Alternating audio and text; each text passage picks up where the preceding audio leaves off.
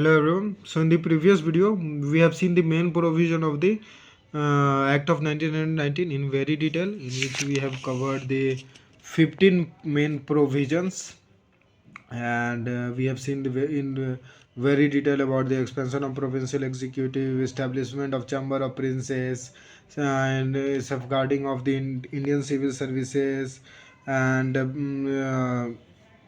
representation of Sir Tej Bahadur and appointment of High Commissioner for England, for Indians in England, to safeguard the Indian students in England.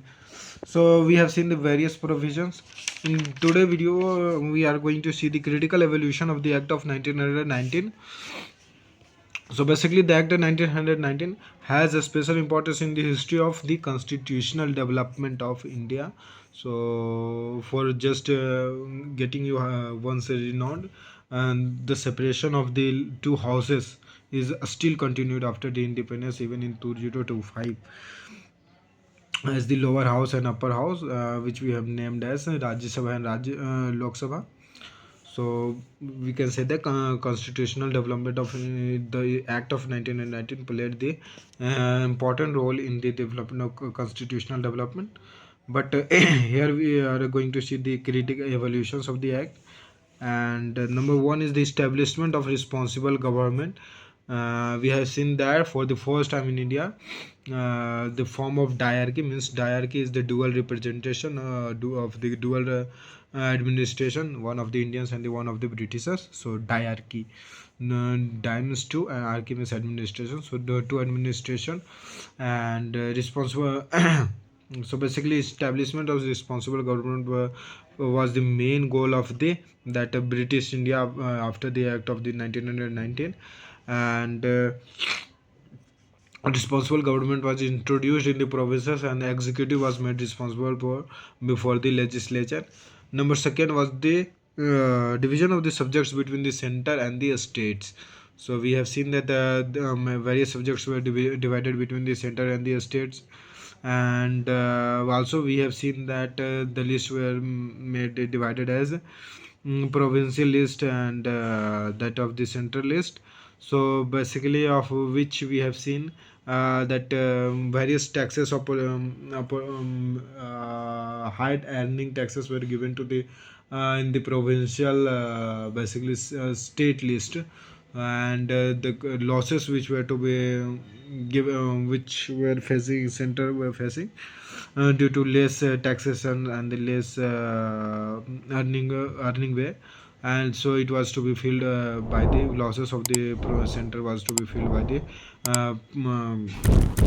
provinces, so as to, and this step was taken so to make the provinces independent of the center. Also, we have seen the division of sources of incomes between center and the state. So for the first time, financial resources were between the center and the state. As right now I was saying that center and the state different list of earning or financial resources were given, and of these list, center were given the resources of financial resources which were less providing less earning as compared to the state, and to fulfill the loss of the center, a state had to contribute. So we have seen the expansion of representation. So expansion was made of the central and the provincial legislature, in which we have the seen that in the central legislature 60 or 60 members were to be that 60 members were given, and in the same provincial legislature total representation was of the 143 members, of which 103 were to be the elected and 40 were to be nominated, and further division was given also.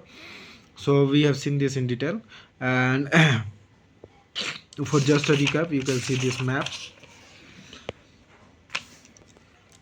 how bicameral was basically how members were divided.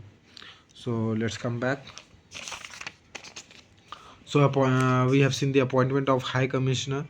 So in England, Indians High Commissioner was appointed to safeguard the Indians staying in the England, and his salary was high commission salary was to be given from the treasure of Indians. And we have also seen that increase in the numbers of Indians in the Governor General Council. So number of Indian members in the Governor General Council was increased from 1 to 3, and Sir Tegh Bahadur Sapur was appointed the first law minister. Now let's see the defect of the Act of 1919. So basically, limited right to vote. Though we have seen that in just 2.8% of the Indian members were given to the right of the vote. So you can say rest 97.2% were not allowed to vote. So very limited right to vote was given to the Indians. And expansion of communal representation, as I have told you in the told you while explaining the main provision of the act, where we have seen that communal representation was encouraged by the Britishers, and members of Punjabi Sikh of Punjab, Christians, etc. Representations were best given on the community basis. So basically this resulted in the dissatisfaction among the Indians, because these were hampering their unity. Number third defect was absolute power of the Governor General. So the Act of 1919 gave absolute power to the Governor General, and he was not less than a dictator. He was empowered to reject any bill passed by the legislature without assigning any region. So again, certain changes was still required, and which we will see had come in the form of the diarchy and the further acts. So number fourth was the irresponsible government in this sector. So fourth defect was that this, because Act of 1900 meant no changes in the government in the center, and it remained irresponsible like before. Governor General and his councils was responsible before the Secretary of State India and so number fifth defect was defective responsible government in provinces. So though the partial responsible government was introduced in the provinces, but it was defective and could not function successfully, as we have seen many functions were not under the control of these provinces. And number sixth defect was the next installment of responsible government was to be determined by the British government. And though it was said in the Act of 1917 Act, parliamentary reforms, but clear deadline was not given. So this raised frustration in the in Indians, and here the thing was that British could easily say that India was not ready for the next installment, and keep delaying it. Number seventh was the autocracy of the civil disobedience movement. So basically, under the Act of 1919, a special provisions were made for the protection of the interest of civil services, as a result of which they become autocrat and least concerned about the public interest. We have seen that governor was to protect the rights of the civil servants, and but this led that these civil servants become very least concerned about the public interest. So this also become one of the demerits of the Act of 1919, or Chelmsford reform. Number 8 was no promise given to dominion status. So basically, what is dominion status? So dominion status refers to the constitutional arrangement where a country is semi-independent but still remains part of the British Empire, recognizing the British monarch as the head of the state.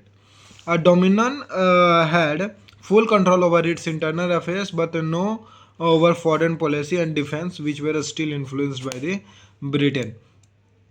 So basically, INC had demanded for this dominion status, but the Act of 1919 made no promise for giving dominion status to India. So the Act of 1900 failed to satisfy the peoples of India. Also, the Act of 1919 was passed under such circumstances that it could not satisfy the people of the India. We have seen these circumstances, various circumstances, which didn't favor this act, comes for reform. The Jallianwala Bagh tragedy had ended the faith of Indians in the British government. As a result of Khilafat movement, the Muslim had turned against the Britishers, and Muslim League and Congress had come quite closer to one another. And the economy of India has settled, and unemployment, poverty, etc., had become the part of the destiny of the people. So as a result of the failure of monsoon in 1920, the economy of India had further deteriorated. So in the circumstances, the act of 1919 could not be successful, or under such circumstances, the act was not able to satisfy the needs and demands of the peoples, and their you can say their belief, or their expectation. It didn't match their expectation. So here the comes for the reforms complete, and in the next video we are going to see the diarchy in provinces. So thank you.